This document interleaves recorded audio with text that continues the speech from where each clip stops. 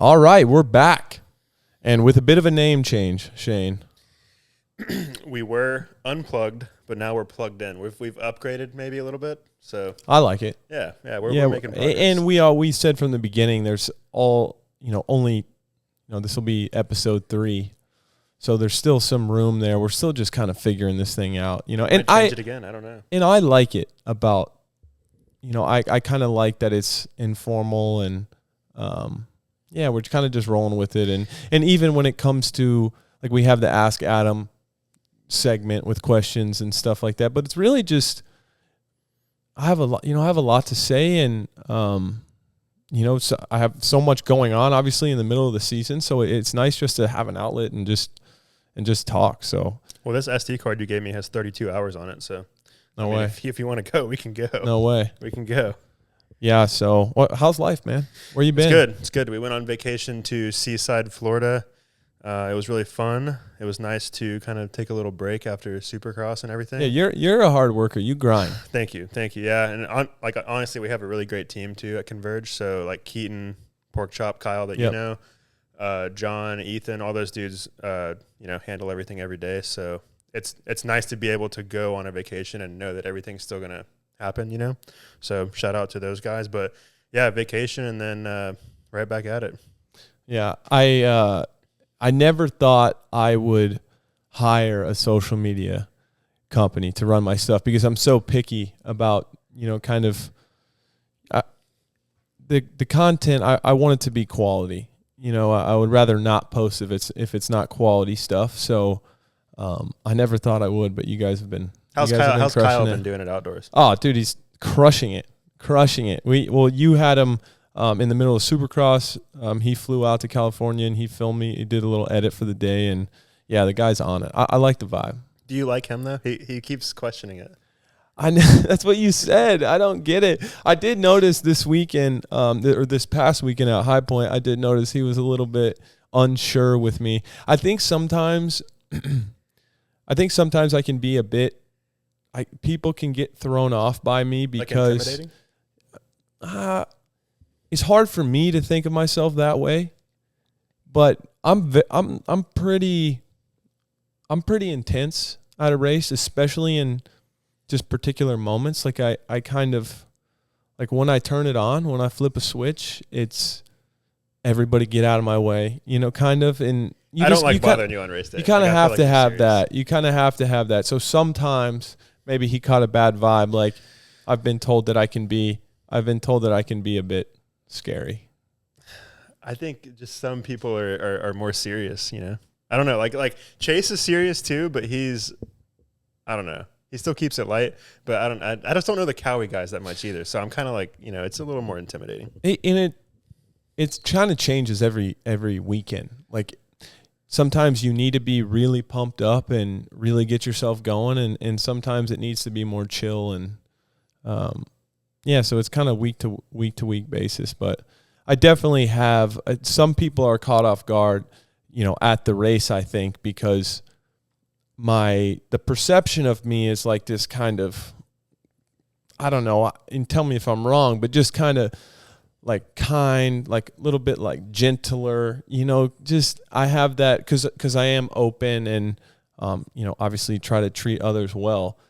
So some people, even some fans, sometimes I think when I come back from the moto or practice and there's a kid standing there and most of the time it's an adult. He's standing there and he's like, it's like 95 degrees and you just were, heart rate's still up. You're pissed about something. And they're like, can I get your goggles? Can I get your jersey? Stuff like that. I will throw my hand up and say it. Like I am human and I have messed up in those areas, like kind of getting never a kid. Like I would never raise my voice at a child, but like the older guys that are like asking for a jersey before I even have my helmet off, I'm just like, have a little bit of respect, just wait a second, which I don't know. I guess you could make the argument that it's my job to be kind of on all the time on race day, even in that regard, but I am human and that happens. Did you ever have a moment like that when you were a kid where someone was like an asshole to you? Someone's about to get called out right now. So I was sitting courtside at an Orlando Magic game. I had season tickets in 2015. They were one of the worst teams in the league. So we sat in like the club level. It was like $150 a month or something. But I was able to get tickets. I think they were playing Detroit. They were playing Detroit, and Bubba Watson was there. He's an Orlando native, the golfer. Won the Masters. He's won. I think he's got 10 PGA Tour victories. He's been a pretty big name in that sport for a while. And I came, and I hate being that guy. It's like going to ask for a picture or, try to, I don't want to ruin somebody's night, but I was sitting right next to him basically. I mean, I'm 3-4 chairs down from him, and just coming back from the bathroom or something, I was like, "Hey Bubba, like big fan of your work. Mind if I get a quick picture with you? Like, it's awesome to see you here." Please tell me he didn't cool guy you. He had his phone in his hand, and he looked up at me, looked at me for like 2 seconds, and looked straight back down at his phone. Oh my God. And That's was brutal. And yeah, and he's got no idea. Not that anything would change. Not like I'm some ultra famous, guy, but it was humbling. That's tough. And and look, I understand the other end of it too, because sometimes it could be a million things going on in somebody's life at the time, and it is what it is. But it scarred me there for like a month. I'm like, I'm never asking somebody for a picture ever again. What did you just like look down and be like, okay, and just kept walking, or how'd you recover from that one? I don't remember. I just remember walking back to my chair, and I think I was mad about it. And so I tweeted something. I think I remember tweeting something. I could be wrong, but I'm almost certain that I tagged him. Like, this guy just blew me off, basically. And I saw him like looking down. Like, no way. Yeah, like looking down towards me. So he definitely saw the tweet for sure. Yeah, I think so. And I have a pretty decent following on Twitter, so he's like, "Oh man, I just, this is another guy that." So that's brutal. Yeah, and I think he's hung around James Stewart a little bit. He's been, so he knows dirt bikes. But anyway, Bubba Watson, it's okay, man. I forgive you. We're coming for redemption one day. We'll get that picture. Absolutely. That picture. You'll have to go to a live event. Yeah, that's true. Speaking of golf, big week. I don't know how close you are with Ricky. I would assume you've met him before and stuff, but man, what a weekend. Thought he was going to get it. Oh, it was unreal. Ricky and I have, when did I must have met him. We've been in contact on social media. This was, 6-7 years ago. For those that don't know, Ricky Fowler, superstar golfer, he never raced with the intent on doing that for a living or anything, but just, he grew up here in Marietta, and it's kind of what people do around here, ride dirt bikes. And his dad, Rod, is into it. And so he's kind of follows our sport, and, we would talk. And I remember, I think the first time I met him was Anaheim 2018. And it's funny because I just like basically knocked myself out, like that practice. And then I met Ricky right after. It was funny trying to turn that around, but and we've kind of, I played around to golf with him. I've gone down to his house, had dinner with them, so kind of cool stuff like that. Him and his wife Allison, they're just really, really good people. Like, you would never think that he's a superstar, and he's I think I have a lot of appreciation for guys like that are, stay so true to who they are all the time. And I'm not going to even pretend to know, how much discipline that must take when you're making, $40 million a year, and you're this massive name where, in the world just tells you basically you're entitled to everything at that point. And he's always been so good with the fans. And he played great. It was a bummer it didn't work out on Sunday, but I had so much fun cheering for him. And I was traveling back home. We had some flight delays back home from High Point, and all day long I was like iPad, phone, watching it. So I was actually because my agent, Steve Astafin, helps out Wyndham Clark, who ended up winning the tournament. And I had tickets to go to I was going to go straight off the plane, home, change, and then go to the tournament, but flight delays. So, but, I think, yeah, it's just a great weekend. I loved watching it. What else have you been up to? I mean, we're 4 rounds in now, but what else have you been doing? It's crazy that we're 4 rounds in, man. Dude, I feel like this whole year has just really flown by. I feel like don't we always say that though? I don't know. There's been some times where you're like, damn, this year needs to get going. I think that when I was younger, I felt like when I was 17, man, I swear I thought I was going to be 17 forever. Like you're just so in the moment. And the older you get, I think the more discipline it takes to be present. But yeah, so we moved. This is if you guys maybe notice a different environment, same couch. Same couch. Same couch. Same table. So Bear Creek, my golf course that I've been a member here for 5 or 6 years. Yeah, it's super nice course, and this is kind of like the newer side of the neighborhood, and homes don't open up here too often. Yeah, and this one I'm always like on Zillow. Like, when did you buy this one? You've had it for a bit, right? And no, this was, man, I think I closed on it the 12th of May. Okay, so pretty recent. So we moved in a couple weeks after. Yeah, this place is going to be. We've already painted everything. We just hired an interior designer to help us out a bit with the designing a new kitchen and new entertainment center here, and we're gonna rip all these floors out too. We'll do a house tour when it's we should. Yeah. But it's cool. It's got a great backyard, pool, everything, and got a little golf cart garage. So I'm gonna have a cart, and the golf course is just. I know moto fans are probably tired of hearing about golf. They probably don't understand it, but it's just kind of my happy place away from dirt bikes. I always feel so at peace around a course or, just in an environment like this. So I actually didn't realize I had a little townhouse that I was in for 4 or 5 years or so. And I didn't really realize how stressed out it made me not having my own space. And it was like one of those things you had to park the car outside the gate. And then, walk in. I know I sound so privileged and stupid and spoiled, but, it was a nice place, but it was always kind of an in-between spot.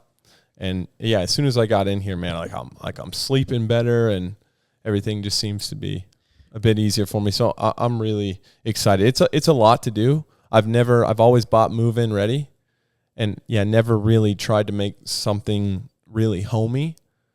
Now you got Jess to help you out. Yeah, exactly. Yeah. So Jess is gonna, yeah. Are you a big real estate guy? Like, I know you still have the old house that we recorded the last show in, but like, are you a big real estate investor guy? Is that where you choose to spend your money, or what's up with that? Yeah, I love real estate. I have a property. Well, the townhouse is now a rental for me, which is great. I have a vacation rental in Florida, and I have a property in Idaho too on this golf course in Idaho that'll do pretty well for me. Just kind of flipping it. So yeah, I mean my grandpa is really, really smart in that area, and so I've always tried to pay attention as much as I can. And from a young age, I was very, I guess, aware, and I think my dad and my grandpa and my mom, I think they all did a great job of kind of teaching me the value of money and teaching me to be smart with it. And yeah, I've always just tried to pay attention. And at the end of the day, whatever comes after racing, I always told myself, like, I don't want to feel like I have to do something. Like, I want that freedom, that passive income to find my next passion, whatever that may be. So just to have that freedom, and and I'll have that, which is great, and I'm very fortunate. Were you ever? I don't think you were ever reckless with money. Like, you see some of these kids, they'll win some races in the 250 class and go buy some crazy car or something. You never really did that, huh? No. Yeah, it's I've had to get better at actually spending money. That's why I was in this townhouse for so long. Even with real estate being an investment, I'm like, I don't need $1 million house. I'm fine. And a big thing with me was I didn't want to get too comfortable. Like when I'm in this, in this career doing the things that I can, I just, there's something about being too comfortable to me that just didn't sit right for, I guess, the first part of my career. But yeah, now I'm in kind of a different headspace now where I feel like my life has a little bit more balance. And, I've been around a while as far as, being a pro and kind of know what to expect and, just kind of ready to settle down somewhere and be stoked on where I'm at. Are you tired of riding Paula yet? Shoot. Because I feel like that would Fox be Raceway. the biggest problem. It's Fox Raceway. Sorry, Fox Raceway. Fox Raceway. Yes and no. So riding the same place, I grew up riding at like Ryan Villepeto's place, from ages 14 to 23. It was like the Nest back then? Yeah. Well, it was RVs before the Nest, and then so I've kind of lived in Groveland, Florida. There, like I lived through the progression of that, and you're basically riding the same track all the time. So it's not that bad riding the same track. It takes a lot of discipline to apply, like to really apply yourself every day, because you can ride it, you can ride it with your eyes closed. So, today I tried to do some different lines, tried to stand up a little bit more. So I never want to go through the motions when I'm riding, even though, it's a long season and we ride a lot. I always want to feel like I get something new out of the day. So I do my best to kind of, do whatever what I'm working on kind of calls for that day. But yeah, Paula is tough for me, especially with my hand situation. It's so choppy. Today I was going through the kind of that finish line section really fast and kind of went to scrub pretty hard on one of those tables and got my front end low and slipped off the grip a little bit. And man, I saw God for a second there. I was scared, man. That was not cool, but no, it was a good day. And generally the tracks it's kind of, California has this not so great reputation really for in the pro community for outdoor tracks. But I think because I have been in Florida so long, I don't know, it's not that bad for me. And I like riding with people. So coming off of a podium, how has the season been so far? I like the caption, by the way, that you picked for this last post. Oh, I did it to him a little bit. I love that. I never go too cocky with my stuff, so I don't know why I just had that specific quote on my mind. Like I text you right after. I'm like, I got an Instagram caption. You were waiting on that one. Yeah, I kind of. I guess it just popped in, but no, obviously this weekend was great getting on the podium, and it's really been kind of a steady improvement since I think my results are 6, 5, 4, 3. So, I feel more comfortable with my riding, and I just haven't ridden a lot of outdoors, really. I rode outdoors for maybe 3 weeks the last 2 years before that. So I just need a little bit more time and just kind of getting those feelings back. And, yeah, but this weekend was great. And, of course, I would like to be – it sucks because Jet is kind of making us all look a little bit silly. And that doesn't sit really well with me. Regardless if it's, Jesus Christ himself out there, it's like I still want to, put up a fight. So, that's my goal is obviously to be up there. I think pretty much everybody is, this whole kind of pack I'm in with Cooper and Dylan and AP. We all want to get up there, and I feel like my weeks have been getting better even during the week, and having this couple weeks off is it'll be good for us. But really, I'm stoked on the season. I'm riding a lot smarter than I ever have, which is just the things that are going through my head when I'm on the track. I just love. I'm kind of seeing the benefit of kind of some of the things that I guess I've gone through, and just some of the things I've learned have just translated really well to, I'm enjoying myself more. I'm putting less pressure on myself. And so everything just feels easier. Like I remember, early in my career, the race days, man, they would feel so hard and like so big. Like stressful? Yeah, really stressful and really life or death. Like I know that might sound dramatic, but really, like it felt like everything about me was on the line that day. And I guess just growing up, maybe just having a bit more perspective, it allows me to get the most out of it too. Because when you're that stressed out, after a while, you're like, maybe I don't really like this stuff as much as I thought. So it's allowed me to enjoy it more, to get more out of it. It's weird. I kind of have to like pump myself up to get into it a little bit. I'm way less nervous than I've ever been, but I'm just enjoying it. And sometimes even in the past, I've dreaded racing. Like it's when something is that stressful and that life or death, you feel like you're fighting for everything you are that day. It can be a bit overwhelming. And so now, even flying to the races, I'm like stoked. To me, and this is how it should be from the beginning. But to me, it's not a burden anymore. It's an opportunity. Like it's an opportunity to, like I know if I go there and I get 10th, I'm going to be fine. Yeah. I'm going to be fine. Yeah. My friends are still going to be my friends. My life is fine, and it's weird, but I didn't have that before. I didn't know that it was, that's why I would put myself on the ground a lot too, because I had to do it, and that's like how I felt. Trying too hard at that point. Just riding in a panic. And that's kind of, we'll get into that a little bit, but that's kind of some childhood stuff there. But yeah, man, just really excited that I'm able to enjoy it as much as I am, and it's translating to better results. Not where we want to be yet, but are we really ever where we want to be? We're always moving up, right? Man. With that being said, the guy that's been winning all the races, currently undefeated in this season,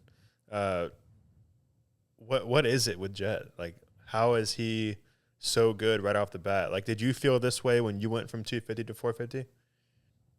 Because you were good right away as well. Yeah, I mean, I didn't have 8 straight wins though. It took me like 4 races to get my first win. Well, I think for one, the last, he's won 4 championships in a row on a 250.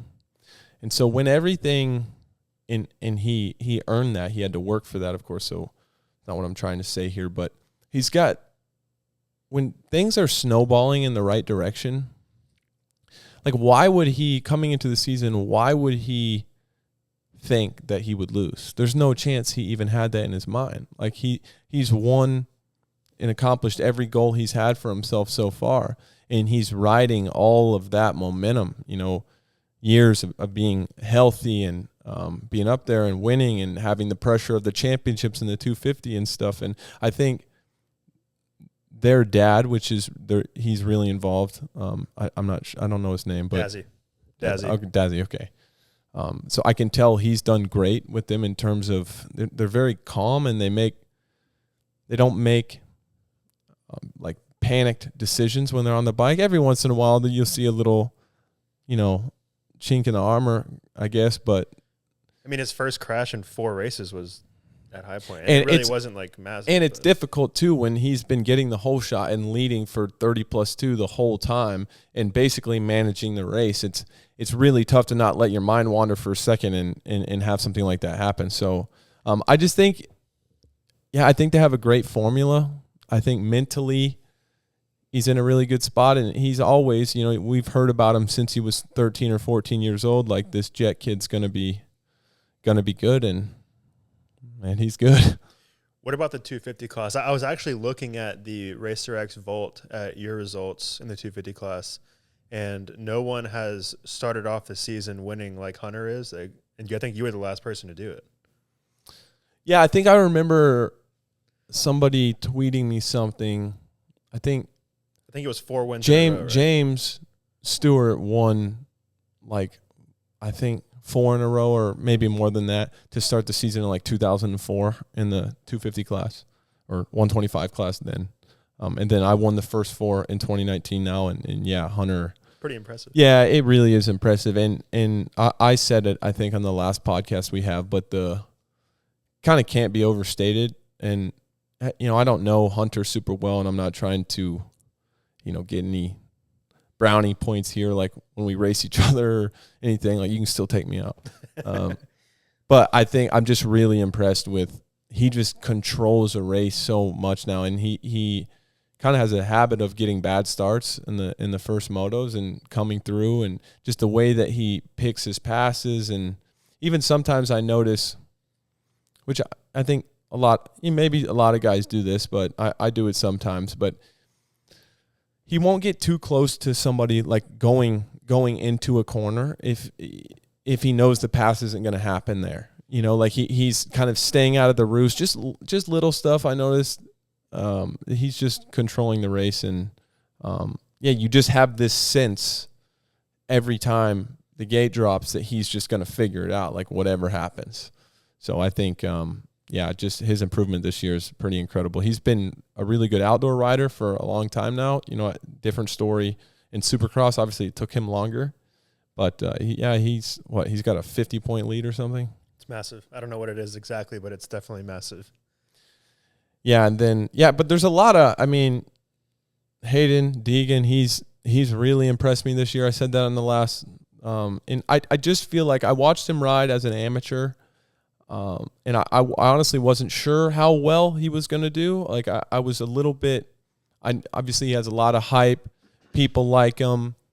He's got the youth, he's got the social following and everything. So I guess that maybe naturally makes me be a bit skeptical. Not that I'm like, you know, hoping the kid blows it or anything like really negative like that, but he's really, you know, he rises to the occasion, and that's, you know, that's the mindset you have to have if you're going to be a champion in this sport, and he's got what it takes there. It's just kind of a matter of time now, but yeah, he's been really consistent, really not on the ground that much.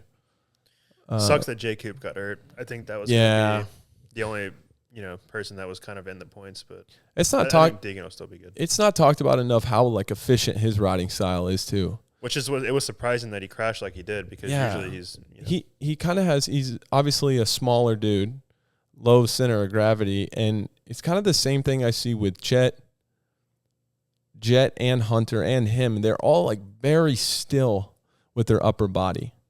You know, everything. It's kind of like they're always balanced. And I think it was Thunder Valley when Justin was coming through the pack. I don't know if it was the first or second moto, but I've never seen him go that fast before in my life. To me, that was enough to see that he's like taking a step in terms of speed, because he's always kind of been the steady guy. Nobody really thinks, oh man, Justin Cooper's like so fast, but it's a bummer that he's hurt now, and we hope he's back soon, of course. But yeah, I think he's kind of tapped into that really elite level speed.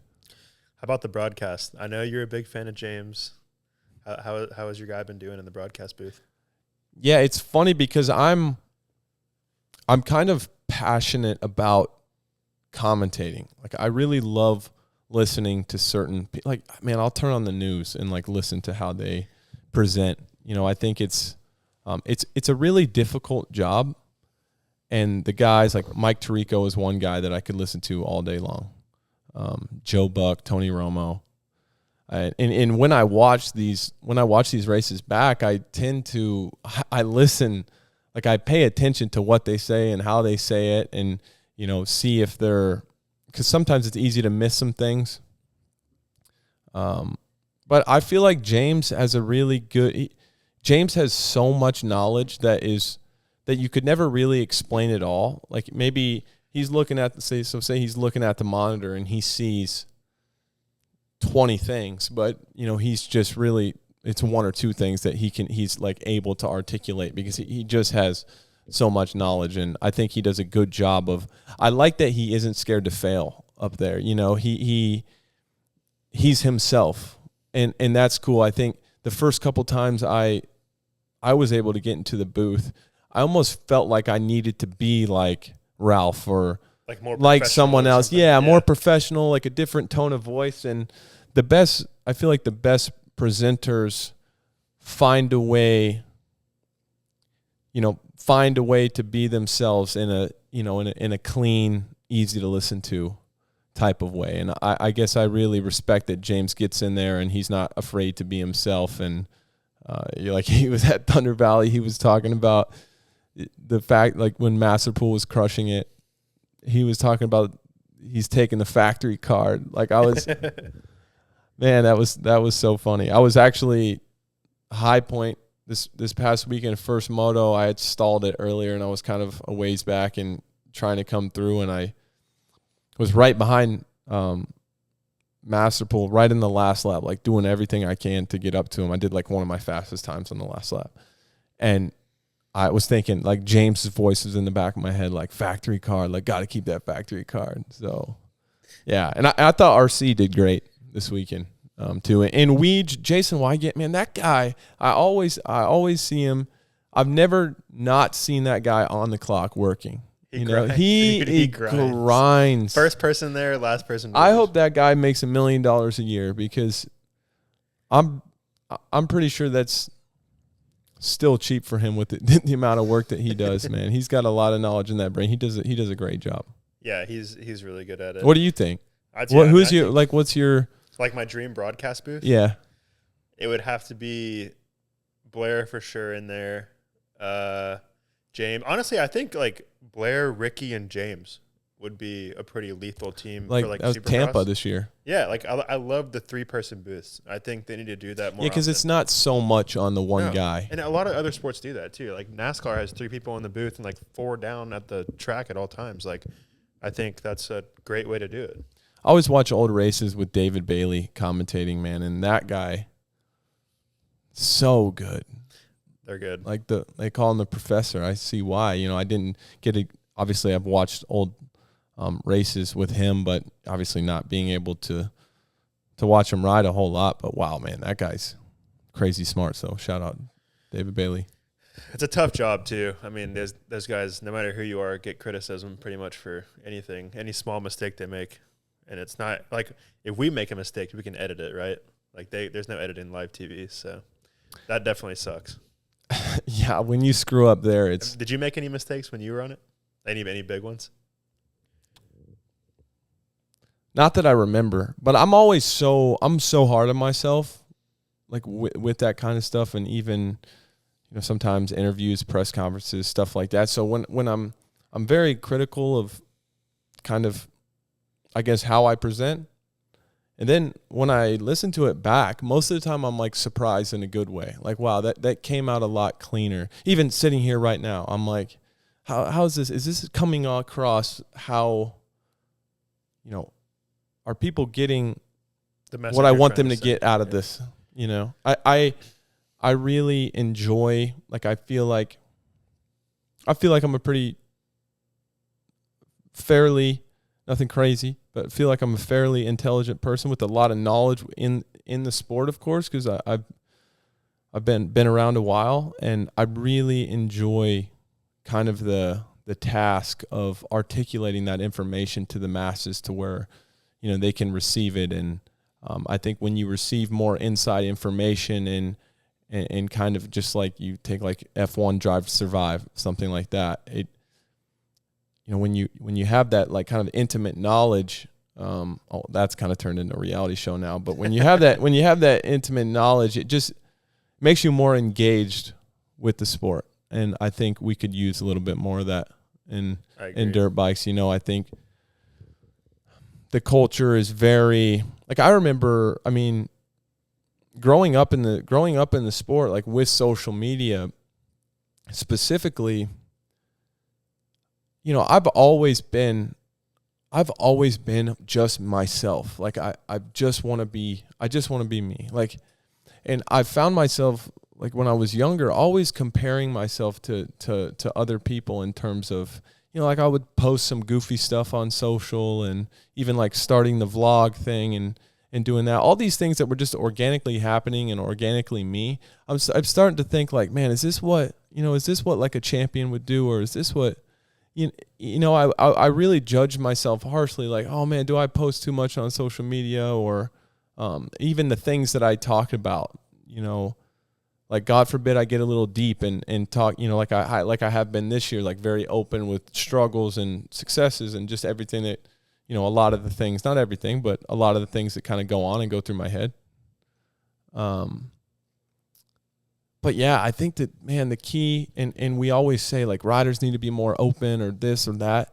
I think it's just people need to have the permission to be themselves, you know, and I think right now, and I could be wrong, but in this kind of in the landscape we're in, it's really easy just to fall into this one category that you feel like you feel like you have to be here. Like there's a way to be a motocross racer, and you know, this is it. Like there's only one way, basically. Yeah, there's only one way. And I just, you can tell when somebody's just genuinely themselves, and whatever that is, whether it's quiet, like Eli's a perfect example. He's not very, he's not open, and you know, he doesn't do a lot of behind the scenes type of stuff like that. He doesn't engage so much like with the fans in that way, but he's himself. Do you think he would do the podcast with us?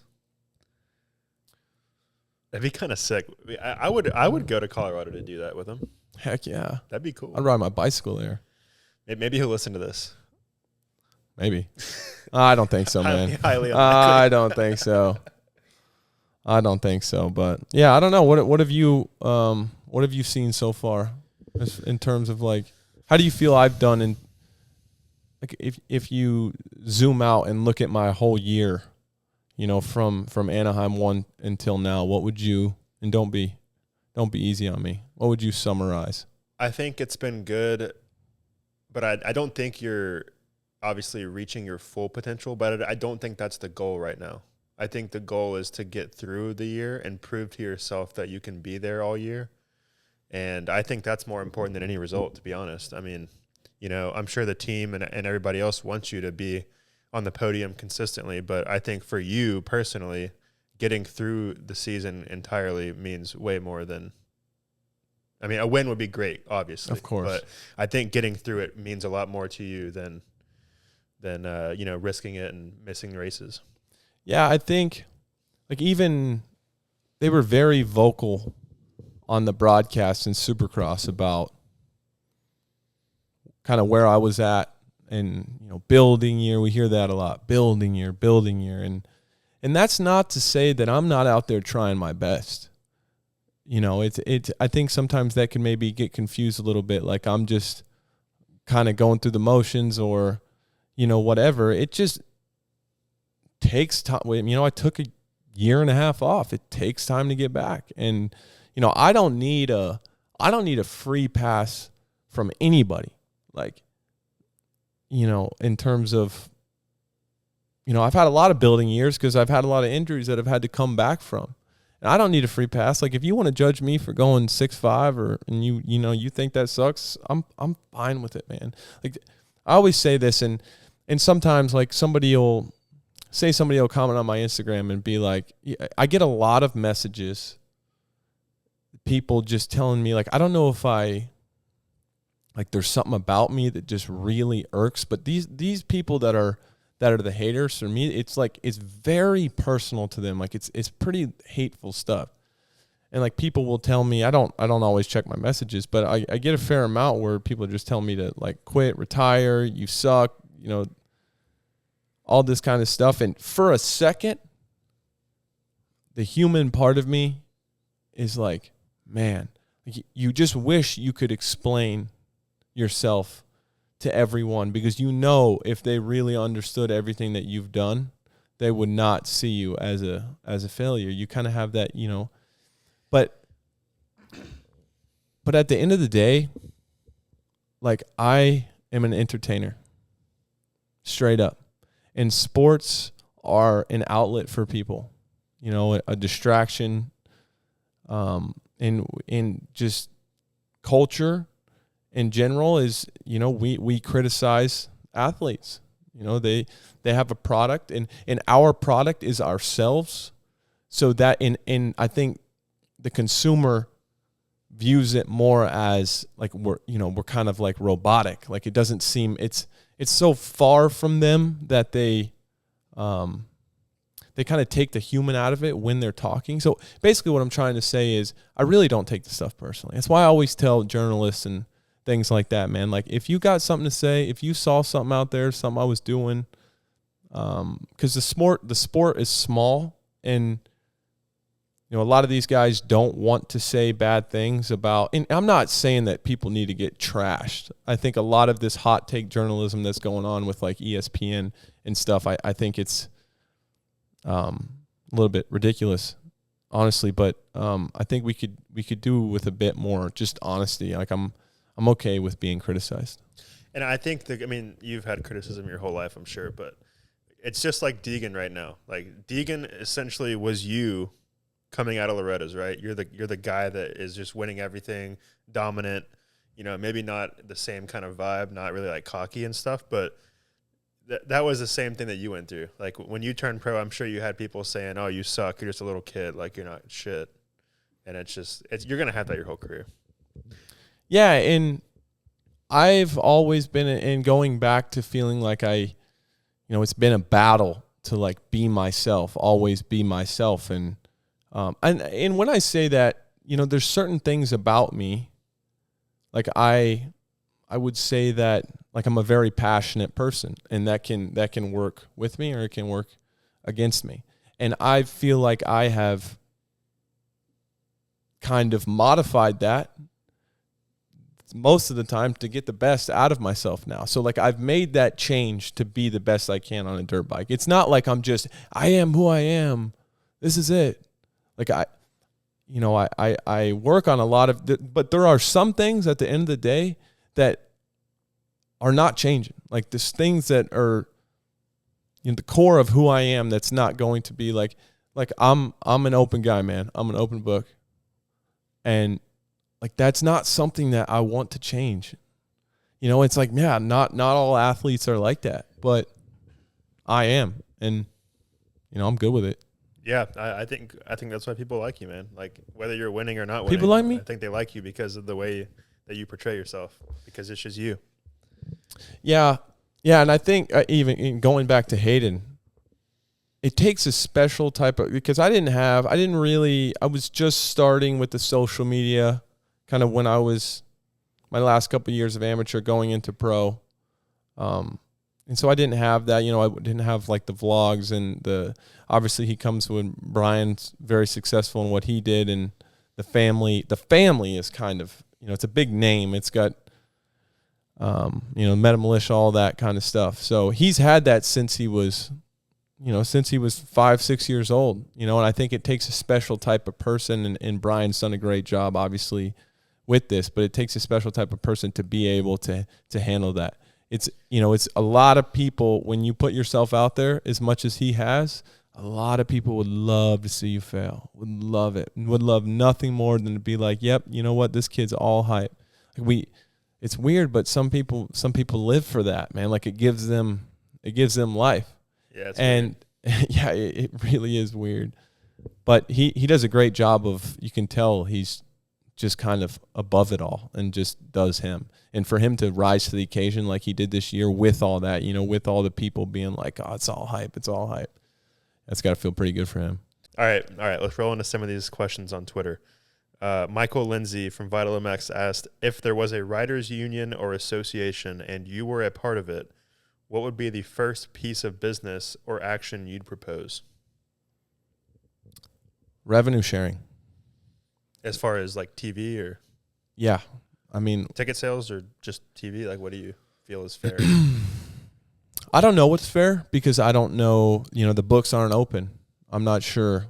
I don't want to speak on the things I'm uneducated about, but I think it would just be just like any other NBA Players Association or anything else. It's, once the numbers are out there, which they're not now.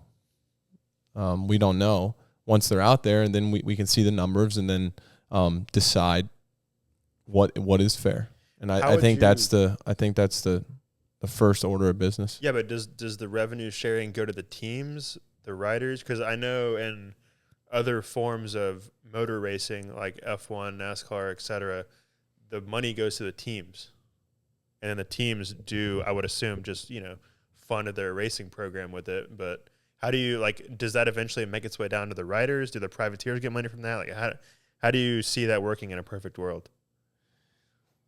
Yeah, that's an interesting question. I'm not sure I have the correct answer there. It's not something, it's admittedly, it's not something I've spent a lot of time thinking about.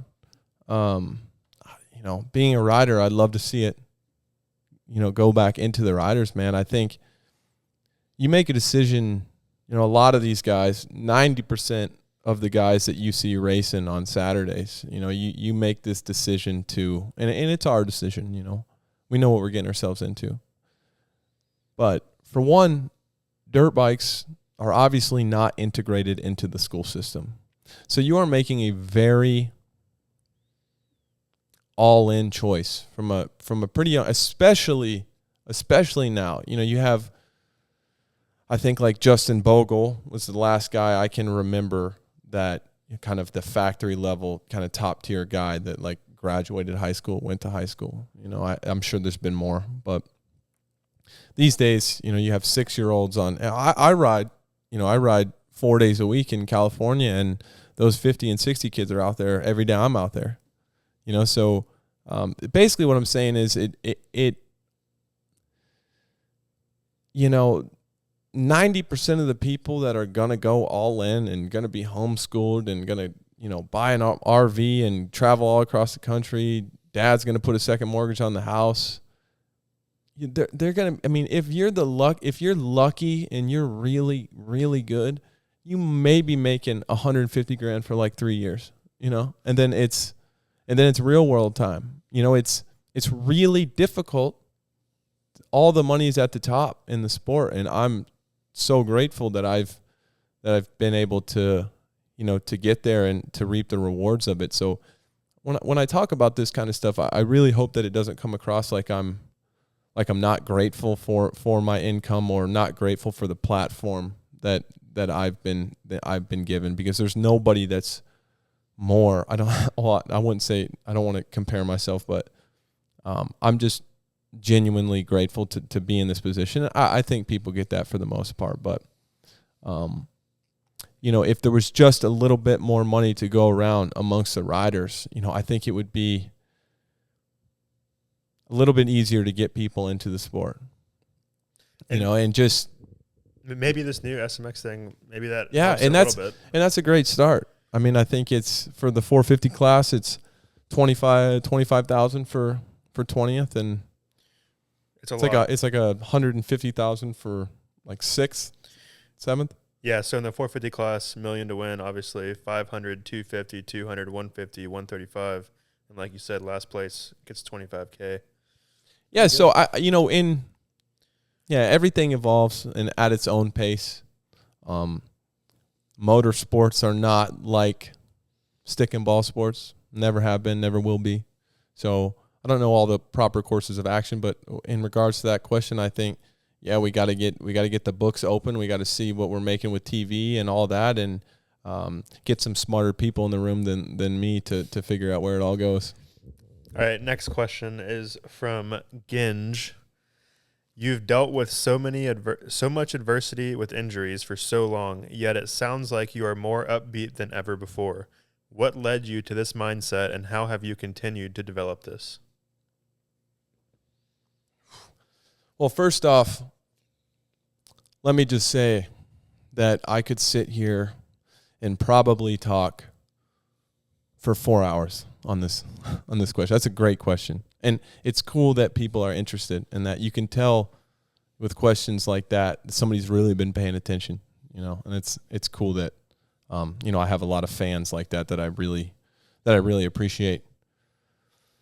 Where do I start? I think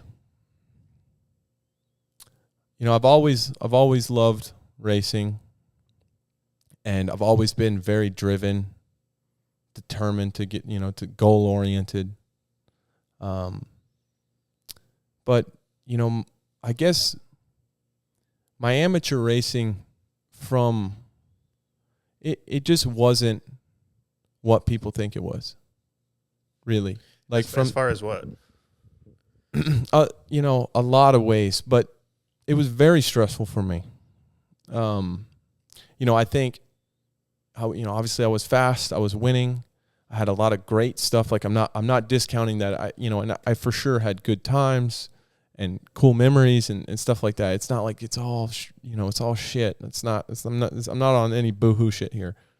Because from the outside looking in, when you look at your amateur career, even your pro career, you were really good, especially as an amateur. You won everything. Yeah. Like dominantly. So you saying that it wasn't that pretty on the inside, give us some insight as to what you mean by that. Well, one, I started winning really young. And so, of course, there's a lot of great things that come with that in support. And there's a lot of bad things that come with that, which is, just a 7-year-old, just a normal 7-year-old kid and, having all this, learning to deal with all this pressure on your shoulders. And even in one way, my dad took a lot of his time, a lot of his time, and kind of went all in with me, in the best way that he knew how. But, that takes him away from my mom and my sister. Stuff like that for somebody like me. And I mean, I'm 7-8 years old and I'm aware of this kind of thing, and all of a sudden, okay, well, man, I really need to make it now because, 4 or 5 months out of the year, my sister, doesn't get to be with my dad like that.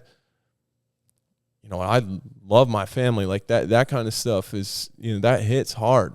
And so I guess in some ways I wish I wasn't such a deep thinker with kind of stuff like that, because it made it more difficult for me. But it was just really, my dad always had my best interest in heart. And like I said, he took so much time for me, and, without him, I wouldn't be here. But he was really, really hard. Like he was really hard on me. And, I think, and like I said, he was just trying to make sure that I seized the moment and did everything I could. And no doubt, like I'm a stubborn, hard-headed, strong-willed, all the things that you have to be to make it as an athlete. I'm those things. And, I was definitely a dickhead sometimes. We all are at times. Yeah, exactly. But yeah, I mean, as you get old, I mean, it was always, if I was winning and everything, and I was winning by enough, it wasn't just winning. I had to win by, like I had to beat kids that were my age by like 30 seconds. Like if they were within 30 seconds, people my age, like, okay, maybe I could beat, if somebody's 2 years older than me and I beat them by 5 seconds, that's okay. But so I wasn't really just racing to win. It's always like these other, because the mindset was like, we're training ourselves for the next step. And, in some ways that helps you, toughen up, learn to take criticism. And I really think that I'm the type of person that for sure needed to be pushed. And that's not what I'm trying to, like, I guess, advocate for here is, everything's okay all the time. High five. Like, no, if it's not okay, if it's not good and you're not, I think I'm good with somebody getting on my ass about that. But everything that came with that, man, I really, and people are going to find this hard to believe, but I almost, like, because it's like I really didn't even believe that I was that good. Like straight up. Did that create that mindset though early on? Yeah. Like you had the mindset of, oh, I'm not shit. I felt like I felt like a fraud. I felt like an imposter. I felt like I'm not the person that people think that I am. Why is that though? Like, was that purely from your dad pushing you to get you to perform because he knew that was what triggered you, or? Yeah. So he would. Yeah. So I responded well when I was young to being angry. So he could piss me off a little bit, and I could, Let her fire and I could respond, and that worked for a certain amount of time before it doesn't work, and that's just not where you want it to come from in the long run. Like, as a human being, you don't want to just operate off anger, man. That's a tough way to live, But I think it was just it was very just harsh criticism, pretty much all the time, and not that he didn't tell me I was doing good. Sometimes he did, but looking back, it feels like it was a lot of it was just a lot of criticism, and that kind of manifested itself into like my self-image, really. And I'll get back to the question, I swear. But so basically, I've had to sort through, all of that stuff, as I've gotten older, and and obviously, of course, I'm trying to succeed in the moment as well, when I'm kind of having to deal with this stuff. But it leaves you with a lot of things that you need to work out.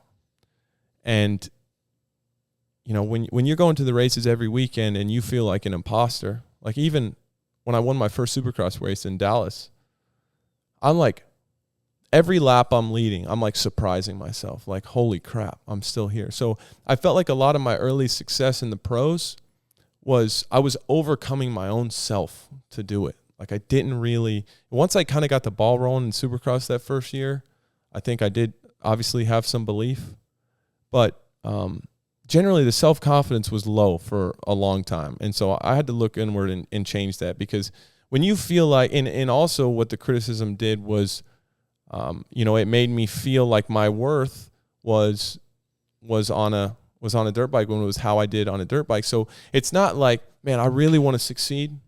Like, I really want to reach this goal. Like, let's go get it.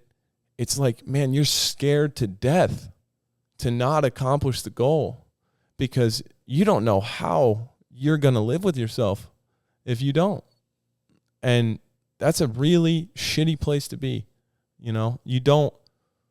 And then, yeah, so then you're kind of like racing not to fail, not to succeed. And it's just not a fun. So it basically, it wasn't always, not that I didn't have great races and good times and all that, but it, generally speaking, it wasn't always very fun for me, because I was really, had some internal stuff going on. And so now, like, why am I enjoying it more now? It's because I've sorted through a lot of that. And everybody's parents, like, they try their best, man. And in like almost every time you're going to screw up in one way or another. And I hope this doesn't come across like I'm not grateful for everything like my parents have done for me. Like, I'm in a very privileged position, and I wouldn't change either of my parents. I love them both to death. But yeah, I think I had to sort through that stuff. And then now feeling like, okay, like I just fell back in love with the sport. And it's because I don't feel like I have all these, it's like these fake consequences, like that you make up in your head. And I don't have those anymore. I'm like lighter. It's just easier. The days feel so much lighter, and so much, the best way I can describe it is it just feels so much less big.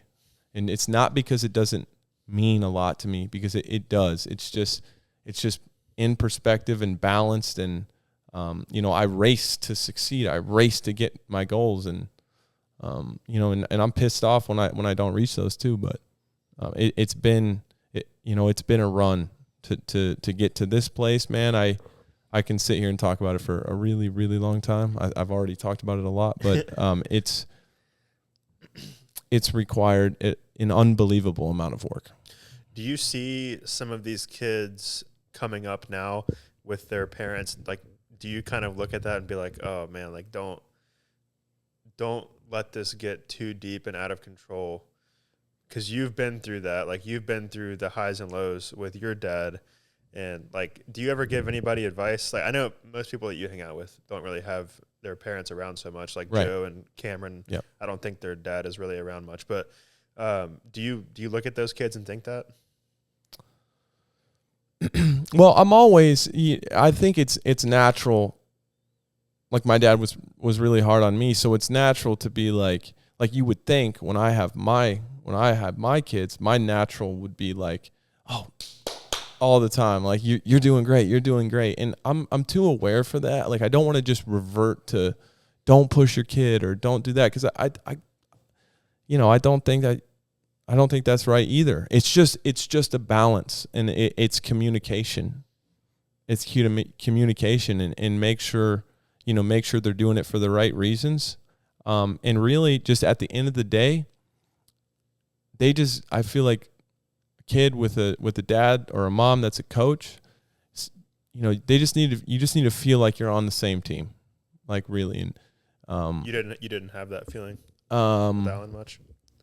It's weird because I don't want to put all my shit in the street, but I don't want to go into it too much. But he did have my back in like so many ways, like,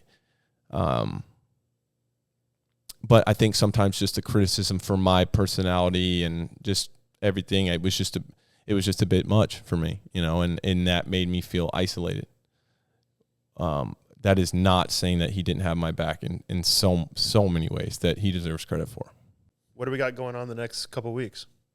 We got Redbud coming up after this weekend off, but what are you doing on the weekend off?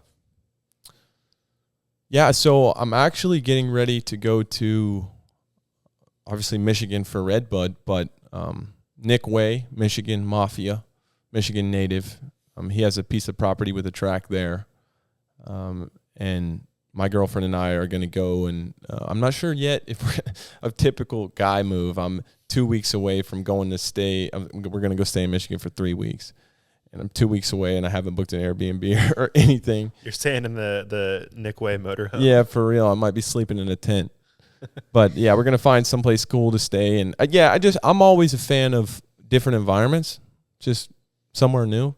I think it'll be cool. I haven't spent a lot of time in Michigan, and from what Nick's shown me, it's a great place. So just getting ready for that. We're kind of with the house right now. I think tomorrow we're going down to San Diego, checking out some, looking at some furniture and some cabinets and some floor samples and stuff like that. So the plan with the house is, obviously the kitchen, like the whole kitchen's getting redesigned. This whole entertainment center is different, floors different, bathrooms. It's pretty much a full rebuild top to bottom.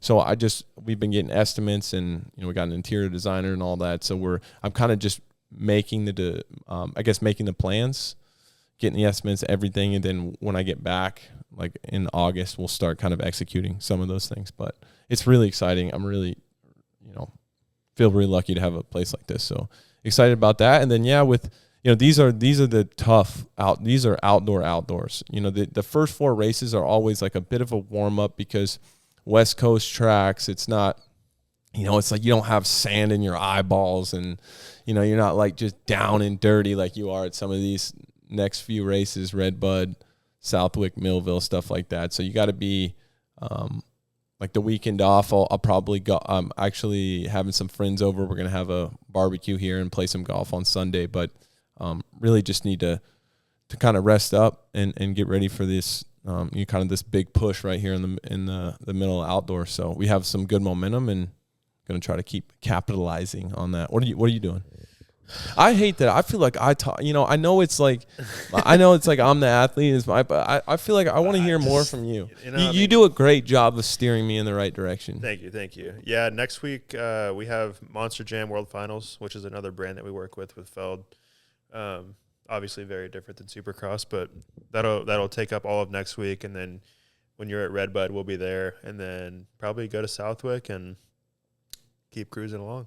Props to you for hopping on a plane and getting this done, man. I have been getting hounded for these things. So I hope people enjoy this one. Yeah, I think it was good, and like I said, we'll hopefully be doing more of these from the hotels right after the race on Saturdays. So maybe you'll see some go live on Saturday. I love it. As always, thank you guys for listening. I've been blown away with the feedback from these. It's really cool. You guys come up to me at the races and tell me how stoked you are, and ask me when we're dropping another one. So that's cool. I hope you, hope I gave you something good today, and appreciate you listening. We will see you next time.